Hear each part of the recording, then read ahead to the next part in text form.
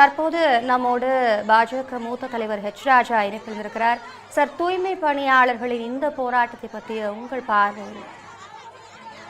காலையிலே தூய்மை பணியாளர்கள் அறிவாலயத்திற்கு முன்பாக போராட்டம் நடத்தினார்கள்.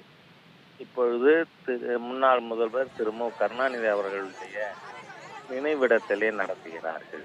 இதிலிருந்து என்ன தெரிகிறது? இவர்கள் இடைநிலை ஆசிரியர்கள் என்று ஒவ்வொரு பகுதி மக்களாக சிவிலியர்கள் என்று இப்பொழுது போராட்டத்தில் இறங்கி இருக்கிறார்கள். அரசு ஊழியர்கள், அரசாங்க ஊழியர்கள் போராட்டம் நடத்த இருக்கிறார்கள், அறிவித்திருக்கிறார்கள்.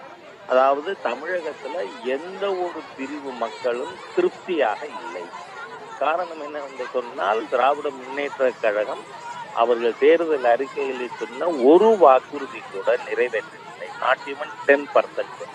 அதனால இன்னைக்கு தமிழ்நாடு முழுக்க ஒரு பிரிவு மக்களாக அரசாங்க ஊழியர்கள், அரசு தொடர்புள்ளவர்கள் எல்லோரும் இப்பொழுது வீதிக்கு வந்திருக்கிறார்கள். இது திராவிட முன்னேற்ற கழகத்திற்கு இந்த 4.5 ஆண்டு கால ஆட்சியை பிரதிபலிக்கிறது. இந்த அரசாங்கத்தை அது தோலுரித்து காட்டியிருக்கிறது. ஆகவே அரசு உடனடியாக அவர்களுடைய கோரிக்கைகளை ஏற்று செயல்படுத்த வேண்டும். இல்லை என்றால் இது ஒரு பெரிய அவலாஞ்சி மாதிரியா இந்த அரசாங்கத்துக்கு எதிராக மிகப்பெரிய போராட்டமாக வெடிக்கும். உங்களுடைய பார்வை பகிர்ந்தமைக்கு நன்றி sir.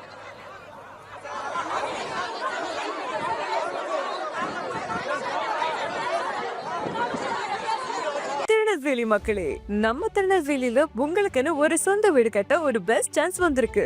S, launching G Square Artistic Enclave Thachanallur. திருநெல்வேலியோட ஃபர்ஸ்ட் எவர் கேட்டட் கம்யூனிட்டி, அதுவும் அமிர்தா வித்யாலயம் பக்கத்திலேயே.